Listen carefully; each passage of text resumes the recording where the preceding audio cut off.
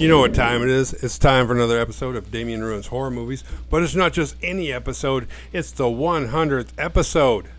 Oh!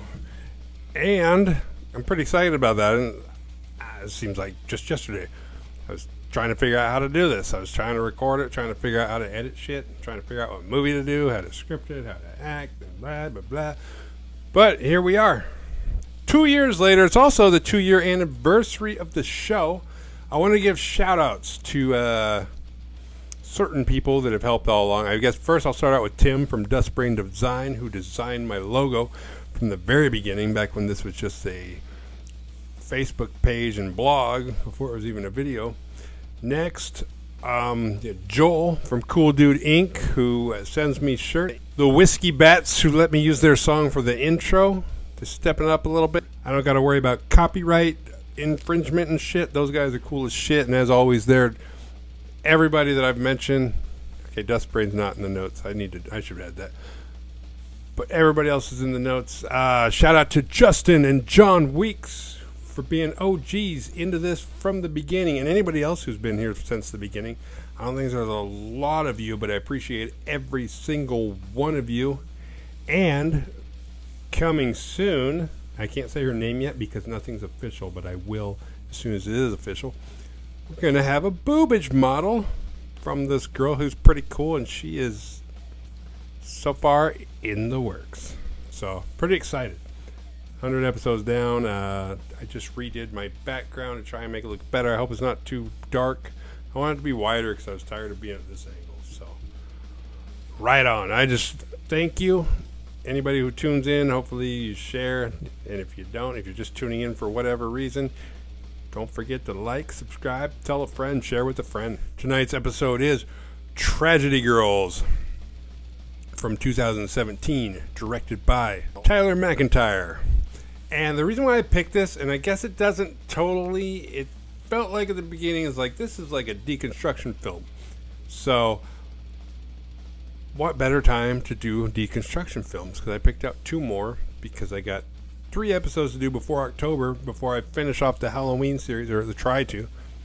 So I figure school's in, let's deconstruct some slasher movies. And this one kind of touches it. So this film opens up. Sadie is on Sweetheart's Bridge. She's making out with this guy named Craig. And all is good. It's kind of a weird place to make out because it's a bridge that seems wide enough for one car, but it's a 2-way bridge, and they're just like in the middle of it, just making out. So, I mean, then again, I don't live there. Maybe they know shit I don't know. Maybe it's not a high traffic area. It just seems like, I don't know, like you could park near the bridge, park next to it, maybe park, get out and stand on the bridge, overlook the water or whatever's down there. But then they hear a noise, and she looks at Craig, and she's like, Craig, did you hear that? He's like, no. Because that's what us guys do. We say no. Because if we hear it, if we agree that there's something to worry about, then guess who has to fix it? Us. Yeah. So he says no. And he's like, okay, yeah, I do hear it. And she's like, well, are you going to go check it out? And he's like, no, I think we should get out of here. And she questions his manhood. She's like, you little bitch. You need to go check it out and see what it is. So he's like, all right. And I did, because he gets out of the car and he puts on like his Letterman's jacket. It's the shittiest Letterman's jacket I've ever seen. It's got a big R on it. And I actually did read a little about this movie, and it said that they modeled it after Riverdale. And I think by Riverdale, I don't think they meant like the old Archie comics. I think they meant like the show Riverdale, which was a neat idea to have a dark Archie universe. Just some things they did was weird, like Miss Grundy being the hot teacher. That just, I'm so used to, like, that's like Aunt May being the hot aunt. It's like you can't do that. We're used to, old people are old for a long time. They can't just be young and sexy again all of a sudden. Even if there was a good explanation for it, like, yeah, remember she looked like that? Well, she went to the Fountain of Youth, now she looks like that. That's still just wrong. He goes out. And for all his efforts, he takes a machete to the face. In the face! So Sadie gets out of the car and makes a run for it. The killer chases her. And then there's like tripwire. Not tripwire because none of the feet was at the neck level. So the killer gets clotheslined. And we meet Michaela, who is Sadie's friend. And she's in on it. Because guess what? It's a trap. Then they start like electrocuting them. They got... I want to say it's a taser, but taser has that weird stuff that like shoots out at you and attaches to you. And they're putting it directly on his neck. So maybe... I don't know. But this killer makes really funny sounds anytime something bad happens to him. Like, for a guy that likes hurting people, you sure fucking hate pain. They take him back to... I don't know where they are. It's like a shed. It's like a big, nice shed. Or like a big basement. Or the basement of a shed. Or, I don't know. It's a... Because they're in high school. It's not like they have their own property or anything. But they take him. They got him tied to a chair. And these girls are not heroes. They did not just catch a killer. And it was not a coincidence that they found the killer. They've been stalking him and watching him because he has killed 4 people, 5 counting Craig tonight. And so they've been like luring him, trying to lure him out and get close to him. But they're not turning him in. They want him to teach them. They have their own channel called The Tragedy Girls, where they like kind of document like... It's kind of weird how it goes from, it's like, oh, we follow weird shit that happens, and now they want to take it a step further. They want to use him. They want to cause murder so that they can, like, frame him, all the while getting more views for their own channel. And I can relate because I'm 100 episodes in now. I only have 260 subscribers, and I appreciate every single one of you. But I understand the concept of like, maybe if I just start killing people, I'm pretty sure that would up my numbers. It's kind of like the selling your soul to Satan pact, where it's like, all right, I get pleasure in the meantime, but then future me has these consequences to pay for, and that's exactly what they're doing. But they want him to be their teacher. He's not hip to the idea. He's like, you know what? I'll fucking kill you guys, you little high school girls, and blah blah blah. And they're like, well, all right, well. Good luck with that, because you're tied to a chair. They electrocute him a couple more times. They put a hood over his head. They throw him into a closet. So, so he can think about how he wants to deal. If he's done negotiating or not. Then they both go home. Like, once again, I don't know where this shed is, because it's not, like, their parents don't own it. Because they both go back home to their normal lives. Like, Michaela lives in a big house with her married parents who are watching Dancing with the Stars or some shit, and they're like, oh, hi Michaela, good to see you home. They have no idea that she has this dark other side to her, and she's like, oh, good to see you. I was just with the prom committee, going over stuff because prom's coming up. I know, I just did prom movies last fucking May because that's when I do them. I didn't know this was going to be a prom movie until I started watching it. This movie's a lot of things. And Sadie goes home to her single dad who's just chilling, watching TV. It's kind of, I don't know. They're like what me and my daughter are going to be in 8 years. So hopefully I'm not that fat. So the next day, people notice that Craig's missing. And then the sheriff comes in to talk to everybody, and he wants to minimize the panic. Because everybody knows that there's a killer on the loose. He just doesn't strike that often. And so the sheriff's like, because they don't have a body. So the sheriff's like, hey, there's nothing to worry about. Which is weird. It's like, there's nothing to worry about, then what are you doing here? And just then, Jordan speaks up to the sheriff and his mustache, which is kind of a bold move, but at the same time, like, Jordan is the sheriff's son. And Jordan's in this weird position where it's like, on one hand, it's like, he's got a big thing for Sadie. And he edits their videos. On the other hand, that's his dad, who he loves and doesn't want to make look like a jackass. But he's got to kind of like, he's playing both sides. He's like, oh yeah, well, aren't you supposed to protect us? I don't know what the relationship between Michaela and Sadie is. I know they're good friends, but there's this weird jealousy that Michaela has every time she sees Jordan talk to Sadie and vice versa. And all the while they're sitting there because they're like, if this is going to work for our channel, Craig dying accidentally, that doesn't fly. We need a murder. Like, did we do a bad job? Because they're actually the ones that killed him in the shed with Lowell the killer. So they're like, man, if if people look like they're just missing, that's going to do nothing for our channel. There's no story. There's a story, but it's not exciting. We need results. And that's when we hit the destruct moment.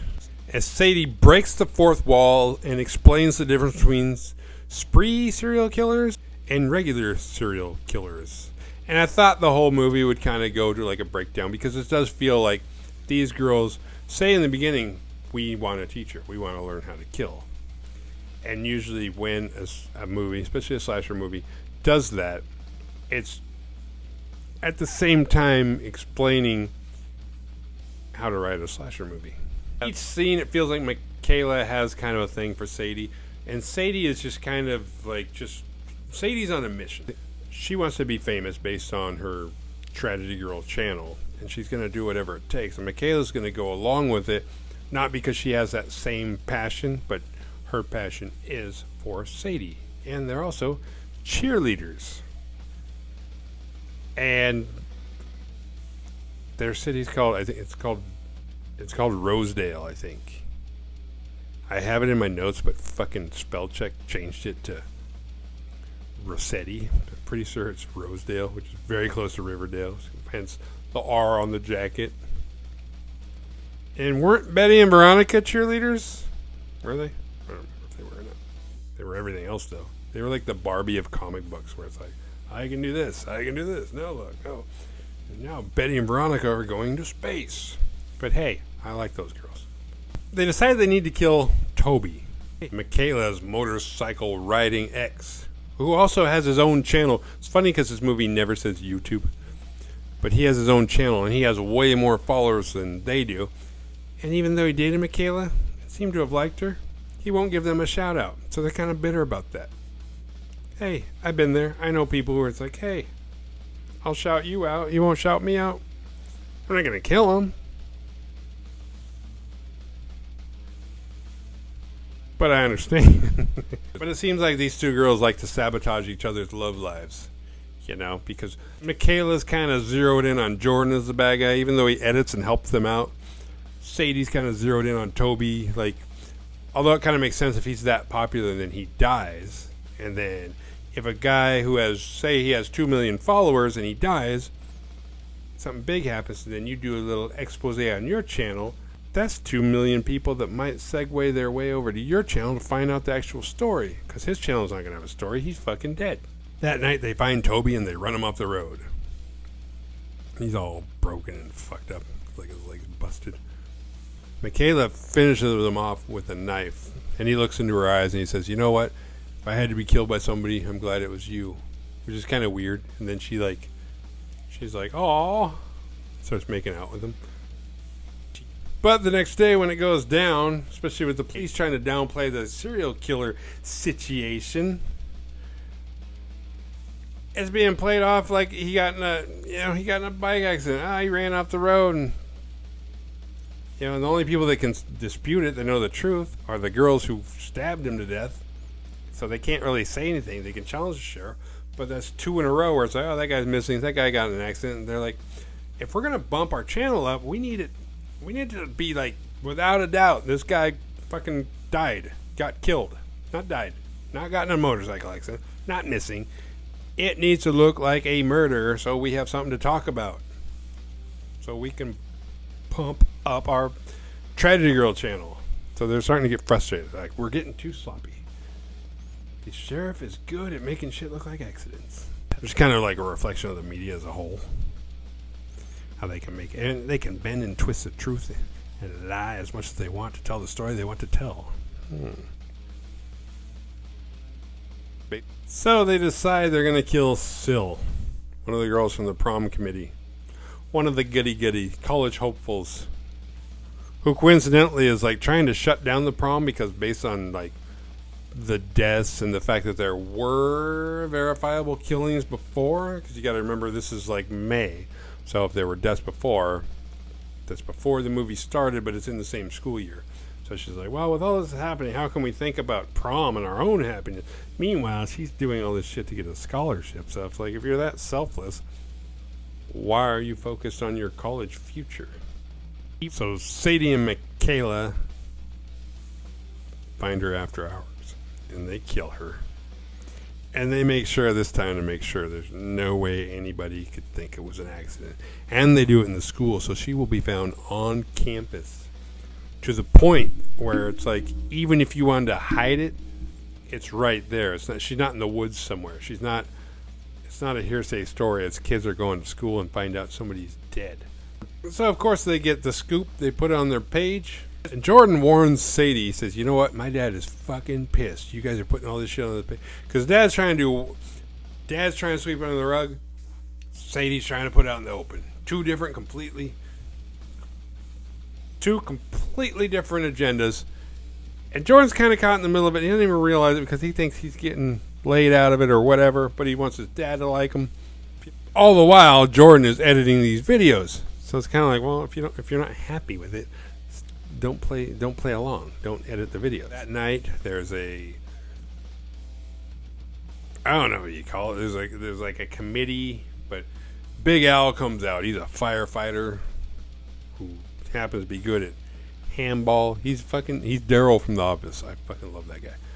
He cracks me up. But he announces, because he's a good man of the community, firefighter and all that. He's like, there's a murder on the loose. We need to protect these kids. And that's when it clicks for Sadie and Michaela. I'm not sure exactly why they picked him. Maybe because he's popular, but they're like, we got to kill Big Al. Michaela goes back to the shed alone, and Lowell is still there. And Lowell, he's still captivated, but he figures if he's going to escape, if he's, to be a big bad murderer, because they mentioned in the very beginning, he's 6'6", weighs 235, and he's been abducted by these two high school girls. That's got to be kind of embarrassing. That's a blow to the ego.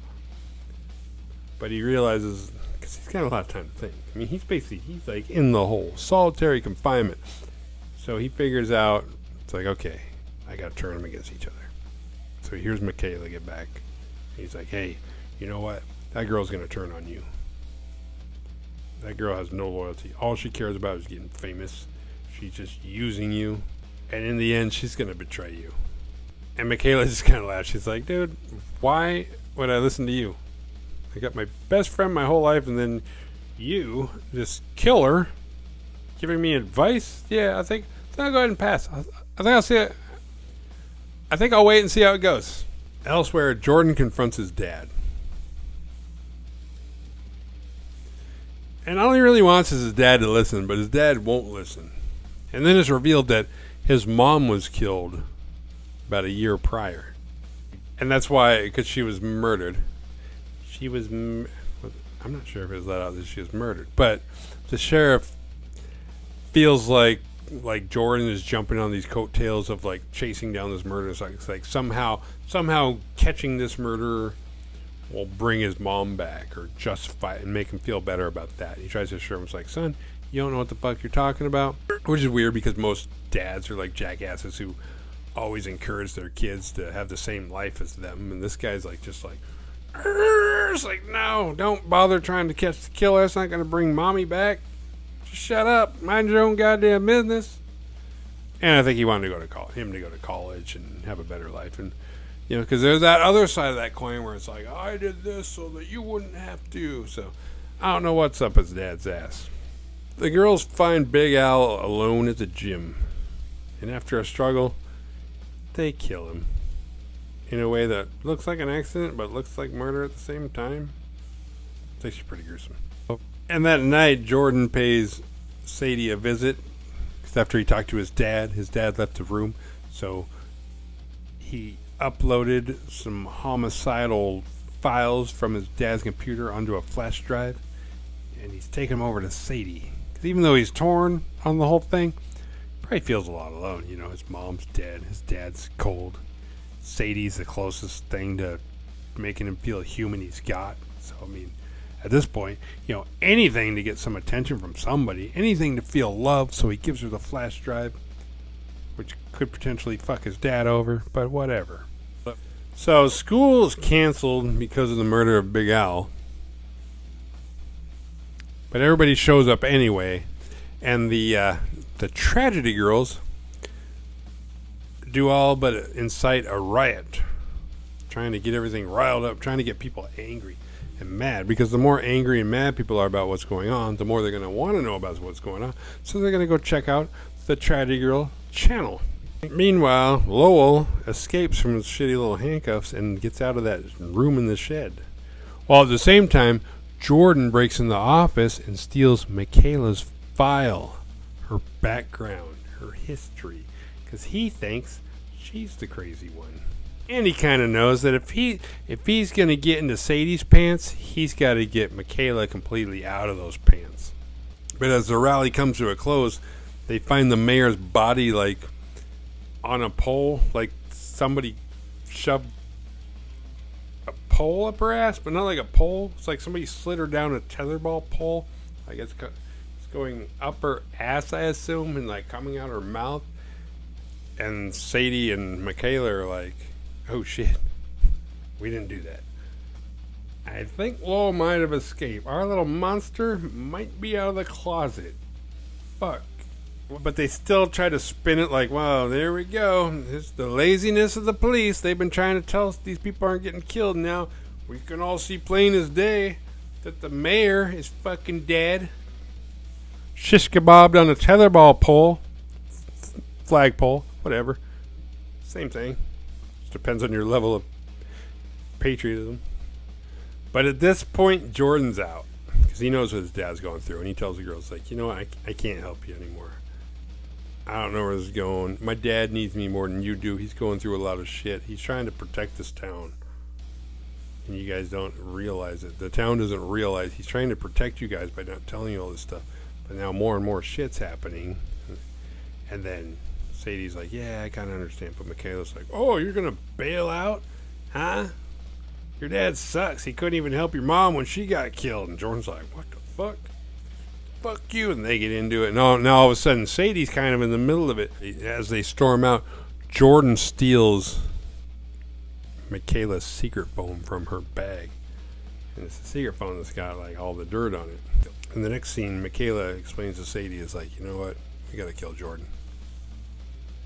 That guy, he's a liability at this point. We got to get rid of him. She starts using the same tactics that Lowell used on her. And they should be worried about Lowell right now. Forget about Jordan. Jordan's as sheriff. And they get spotted if they stay with him. But then Michaela realizes that her phone's missing. Immediately she's like, that motherfucker took my phone. And so he's like, whoa. We don't necessarily have to kill him. You don't know he took your phone. Relax. I know shit went down a second ago. But Michaela doubles down. She says, we have to kill him. And you don't have to be there. I will kill him. And Sadie's like, okay, if anybody's gonna kill him, it's gonna be me. He's my secret love. I'll be the one to kill him. She's like, all right, fine. So Sadie pays Jordan a visit shortly after his dad is passed out on the couch.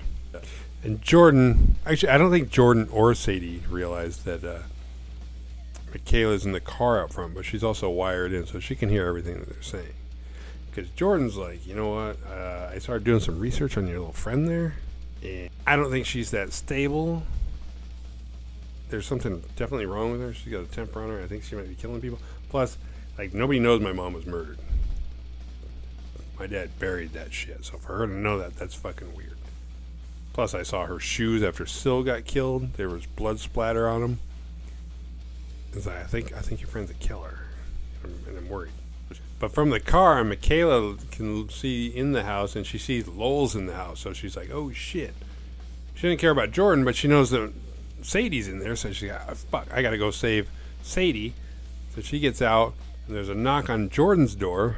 He assumes his dad woke up, so he's like, oh, shit, you should hide. And he opens the door. It's fucking Lowell. And Lowell sticks a knife in his chest. Not like his chest, but like it's like here. Like where the shoulder and where the pec and the shoulder connect. So Michaela runs up to the house, grabs a garden gnome from the yard because she can see the sheriff sleeping, so she throws it through the window closest to him, and he wakes up. He's like, what the fuck? And then he can hear like yelling from upstairs. So Sadie's trying to escape Lowell, and then from the bottom of the stairs, Sheriff Dad's up there. He's like, bam, bam, bam, bam, starts shooting. It's a great place to be if a killer's after you, especially one that's mortal as far as we can tell. Have the sheriff shoot him. Sheriff missed, though. Before Jordan's dad was sheriff, he used to be a stormtrooper. Got a case of CSS. Can't shoot shit. But Lowell makes a run for it. He jumps out the second-story window, and I don't know if this is supposed to be an homage to Halloween or not, but Sheriff gets to the top of the stairs. He looks out the window where Lowell should have landed, looks down, and it's that same scene from Halloween 1 where it's like 1 minute he's there, then he's gone, because there's no way he could be gone. In this case, he could be gone because I don't think any of the bullets actually hit him. He checks on Jordan, and is surprised to see that Sadie's there. And Sadie calls an ambulance. And 2 weeks later, Sadie gets an award for bravery. Because she saved Jordan's life, and now she's once again off the hook. But the wedge between her and Michaela is growing. And for Michaela, it's kind of feeling like everything that Lowell was saying earlier about the friendship, it's kind of looking like it's kind of coming true. Because why not? Now Sadie has Jordan. She saved his life. She looks like a hero. It's like, you're off the hook. Run with it. Fuck Michaela. Michaela's kind of like, she's not a hero. She's just like, oh, I thought we were in this together. It's like, no, we were. But we weren't. So it's prom night. Jordan picks up Sadie. Michaela has her own date that picks her up. Her driver / date / whatever. It's Lowell. Anyway, kind of wrap it up a little bit. To get to the dance, Sadie and Jordan become king and queen. The teacher, who I haven't mentioned, who's kind of giving him shit the whole time, turns and decides that, Sadie, you're not so bad. You're a hero. And I'm going to try and help you get a scholarship. Then she goes out for a smoke. And then hypocritically, she sees some high school kids smoking, so she's like, hey, you guys can't do that. She's hiding. She hadn't lit her cigarette yet. Then she lights it. Good old Michaela comes walking up. And she's like, oh, I don't know. She might have said something like, oh, you're smoking? She's like, oh, well, you're not supposed to be out here. And Michaela's got Lowell with her, so she's like, oh, shit. And she tries to run back in the building, but she can't. And now she's dead. Eventually, Sadie and Michaela find each other. And we have this big reveal. It was Sadie and Michaela that killed Jordan's mom. And Michaela was actually the one that wanted no part of this. And she felt bad about it for weeks. And Sadie kept telling her, it's like, man, quit worrying. She's like, yeah, you're thinking too much, pussy. Quit worrying about it. And it's funny because Jordan's in earshot of this whole thing. And then it's showdown time because Lowell shows up. He's like, I'm going to kill these bitches because I've been pissed at them since this movie started. And then there's a weird thing. I don't remember when Michaela got a gun, but she pulls it out and she shoots Lowell in the head. And then her and Sadie hug it out.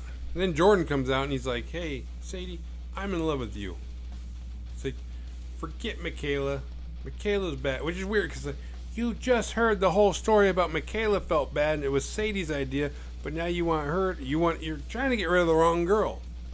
And Sadie's kind of like, yeah, I hear what you're saying. And they're on an upper like loft or something. And she's like, yeah. And she like puts this noose around his neck and pushes him. And he swings off and like he's like, oh, he hangs. And it's kind of a realistic hanging scene where it's like, if I got hanged, I would act just like him, just struggling. He's like, oh, I'm trying to swing my way back to the partition they came from. And he dies. Sadie and Michaela hold hands. They're friends again. They go outside. They lock all the doors of the school. Chain them up so nobody can get out. But first, they start lighting curtains and stuff on fire. So pretty soon the whole school's on fire and nobody can get out. Kind of looks like the end scene of Carrie. And they watch the doors as the kids try and like the glass rectangle where you can see in. They see hands like fighting to get out, and they're just like holding hands, like, yeah, we did it. And then the sheriff shows up, too late, and he starts like freaking out. That's how it's funny. He's like, "Is my son in there? My son in there? Is my son in there?" Little hey, good news, your son didn't burn to death. He was already dead before the fire even started. And the next day, the sheriff retires. And Lowell takes the fall for all of everything that these tragedy girls started. As time passes, they become famous. They have more followers than ever. They even get a book deal. Not to mention full scholarships. and then it ends. The Badass Award goes to Sadie. I don't know, they're killers. Do they deserve an award? I'll give it to Sadie anyway, just because she was a girl with a dream and a mission, and she was laser focused. Nothing got in her way. From the opening scene to the last scene, Sadie was always in control. You gotta admire that. What did we learn? Survival tales.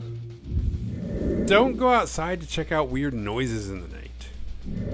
Don't try and guess who the heavy breather on the other side of the phone is. Don't murder with a partner. Once you murder with someone, you can never trust them again. The guilt and paranoia will turn you against them as you realize you can't trust a fucking murderer.